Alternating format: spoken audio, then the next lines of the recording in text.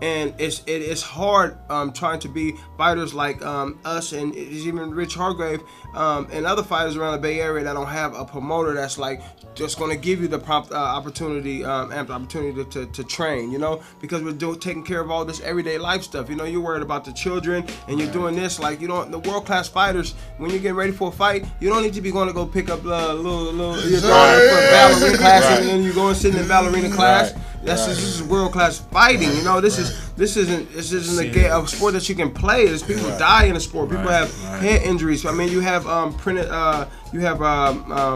what's his name?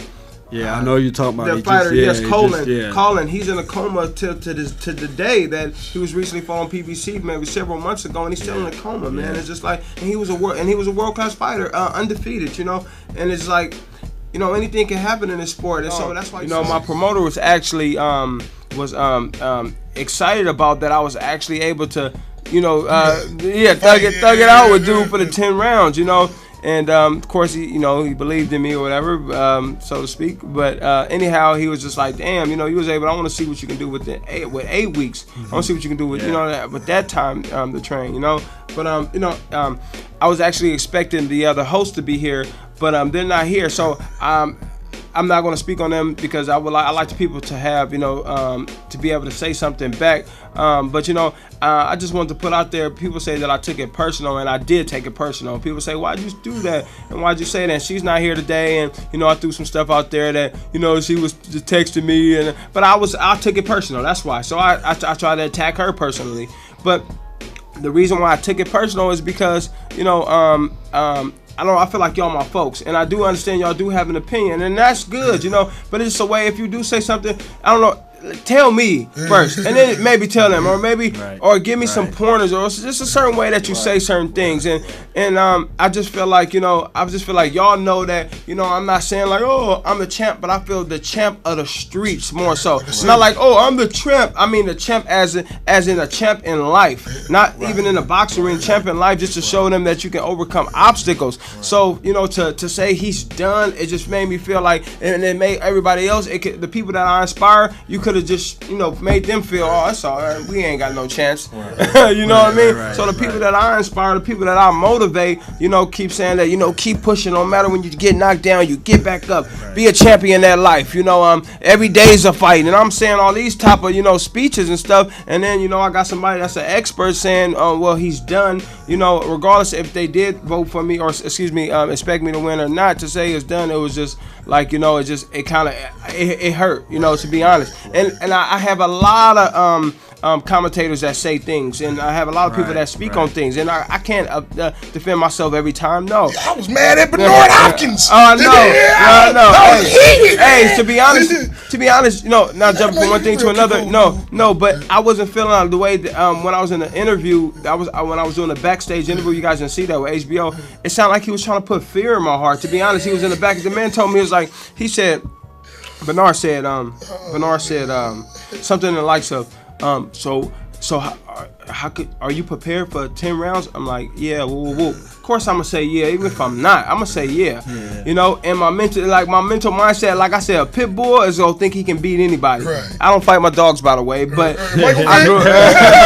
but pit bulls feel that no matter how big the dog is, they think they gonna beat anybody. But you know, he said, he said, yeah, I'm like, yeah, I spar 10 rounds. He get, man, you know that no matter how many rounds you go in the ring, it's different when them lights is up and them small gloves and you get hit with them small gloves. And I'm like, yeah, so what? I've been in that situation before. He like, man, but you know you're on big stage. I'm like, bruh, a lot of my opportunities have been last minute, and they've been on a big stage. It's been where I hadn't fought in a year. It seems always happening. I haven't fought in a year, and then when I fight, it's not like a regular ballroom show. Hey, Kareem, let's go, Kareem. It's like, boom, HBO. It's like, so I've experienced that at least 3 times. So of course it was overwhelming the first time. I'm like, I swear, like the first time I did that, hadn't fought in a year, and I was fighting somebody good. I was like, damn, you know, I called my mom from out of town. I'm like, Mama, I had to get some little encouragement. But I've been in that situation so many times now. It's just like, let's do it. You know what I mean?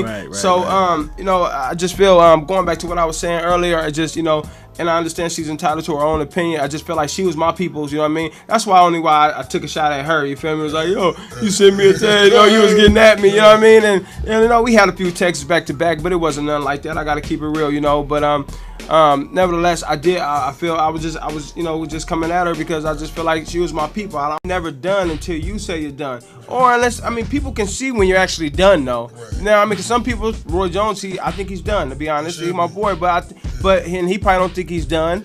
But I know he's done. He fighting fans now. Exactly. All right. Because, like, you know, had a little insight with Roy, you know, because people criticize Mayweather for calling himself TVE, but, you know, I think Roy, at one point in his career, he was getting close to that when he won that heavyweight championship. Yeah. Then it was when he came down, he lost. And now by him losing, we're not even thinking about him as being, you know. Yeah. So I think the more he fights, man, it's like, whoa, like, that ain't Roy Jones. Roy Jones, he ain't fighting no more. That's a man called Roy Jones. When he lost that fight, it was like a dream, man. It was like, I swear I thought I was gonna wake up tomorrow and it was a dream. That's just that's just how up there Roy Jones was in the sport of boxing. And the way we looked up to him, we all idolized that man, you know. Yeah. But that goes back into what I said about that dream, you know, about how you said he was up there, and it's like, no, that's how I feel crushed when she said I was done. It's like I was all up here. Yeah. And regardless if I had taken a loss, the people, to be honest, I was so surprised how the people responded to that fight. Like all I've been getting in the Bay Area, you know, I don't go out much, but when I've stepped out recently, you know, people was like, man, that was a great fight, man. You took that short notice, man. You represent it. And I'm like, I swear, like, normally people be like, man, they kind of be criticizing me or telling me how I should do. But like, I got so much love. I'm like, shouts out to the Bay. They was like,